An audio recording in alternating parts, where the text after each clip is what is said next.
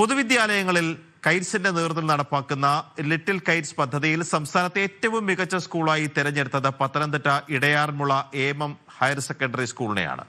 IT സാങ്കേതിക വിദ്യയിൽ കൈവരിച്ച നേട്ടം സമൂഹത്തിനു കൂടി പകർന്നു നൽകിയതിനാണ് അവാർഡ്. പുരസ്കാരം മുഖ്യമന്ത്രി ഇന്ന് സമ്മാനിക്കും.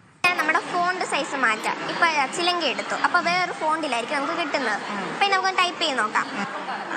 ഷിഫ്റ്റ് ഞെക്കിയിട്ട് DA സാറന്മാരും പിടിക്കുക. സാറിനെ അറിയത്തില്ല, ഇവിടെ വന്നുള്ള പരിചയം. നിലത്തെഴുത്തുകളരിയിലെ ആശാട്ടിയാണ് ശ്രീകുമാരി.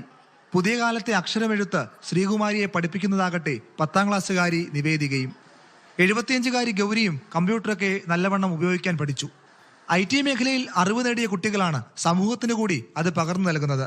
വീട്ടമ്മമാർ, കുടുംബശ്രീ പ്രവർത്തകർ തുടങ്ങി എല്ലാവരെയും സ്കൂളിന്റെ ലിറ്റിൽ കൈറ്റ്സ് പദ്ധതിയുടെ ഭാഗമാക്കി. കുട്ടികളുടെ ഒരു കൂട്ടായ പ്രവർത്തനവും അധ്യാപകരുടെ ഒരു പങ്കാളിത്തവും ഇതിൽ മികവ് പുലർത്താനായിട്ട് സഹായിച്ചിട്ടുണ്ട്. സൈബർ സുരക്ഷയിലടക്കം കുട്ടികൾ നേടിയ അറിവാണ് അവാർഡിന് അർഹമാക്കിയത്. നമ്മൾ ഒരാൾ വിചാരിച്ചാൽ തന്നെ നമുക്ക് ഈ ഫേക്ക് ന്യൂസ് സ്പ്രെഡ് ആവുന്നത് തടയാൻ വേണ്ടിയിട്ട് പറ്റും. ഓൺലൈൻ പണമിടപാടിൽ നാട്ടുകാർക്കുള്ള ബോധവൽക്കരണം, ഗ്രാമീണ ലൈബ്രറികളുടെ ഡിജിറ്റൈസേഷൻ, അങ്ങനെ പോകുന്നു സാമൂഹിക ഇടപെടലുകൾ.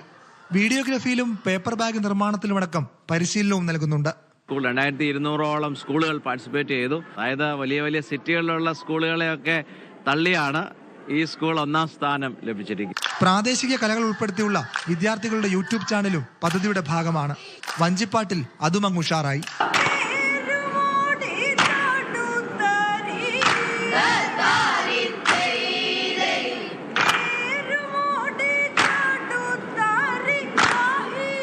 ഏഷ്യാനെറ്റ് ന്യൂസ്, പത്തനംതിട്ട.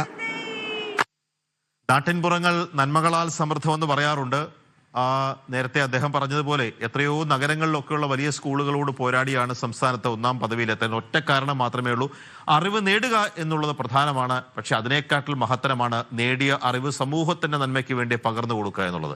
പലപ്പോഴും ആലോചിക്കാറുണ്ട്, കേരളത്തിൽ ഈ ഡിജിറ്റൽ സാക്ഷരത എത്രമാത്രം നമുക്ക് മുന്നോട്ട് കൊണ്ടുപോകാനുള്ള സാധ്യതയുണ്ട്. നമ്മുടെ പ്രായമായ എല്ലാവരുടെയും, നമ്മുടെ മാതാപിതാക്കന്മാരുടെയൊക്കെ കയ്യിൽ നല്ല സ്മാർട്ട് ഫോണൊക്കെ അവർ ഉപയോഗിക്കുന്നുണ്ട്. പക്ഷെ അതിനെ അവർക്ക് ദൈനംദിന ആവശ്യങ്ങൾക്ക്, അത് ബാങ്ക് ഇടപാടുകളുടെ കാര്യത്തിലാണെങ്കിൽ, സർക്കാർ സേവനത്തിന്റെ കാര്യത്തിലൊക്കെ ആണെങ്കിൽ പോലും അത് ഉപയോഗിക്കാൻ കൂടി ഒന്നുകൂടി ഒരു പരിശീലനം അവർക്ക് കൊടുത്തു കഴിഞ്ഞാൽ എത്രമാത്രം നമുക്ക് ഈ സർക്കാർ ഓഫീസുകളിലേക്ക് പ്രായമായവരൊക്കെ കയറിയിറങ്ങി നടക്കുന്ന അവസ്ഥ ഒഴിവാക്കാമെന്ന്. എന്തായാലും ഇടയാർമുള സ്കൂളിന്റെ, ഏമം സ്കൂളിന്റെ ആ മാതൃകയെ നമ്മൾ പ്രശംസിച്ചുകൊണ്ട് അടുത്ത പ്രധാനപ്പെട്ട അന്താരാഷ്ട്ര വാർത്തയിലേക്ക് പോവുകയാണ്.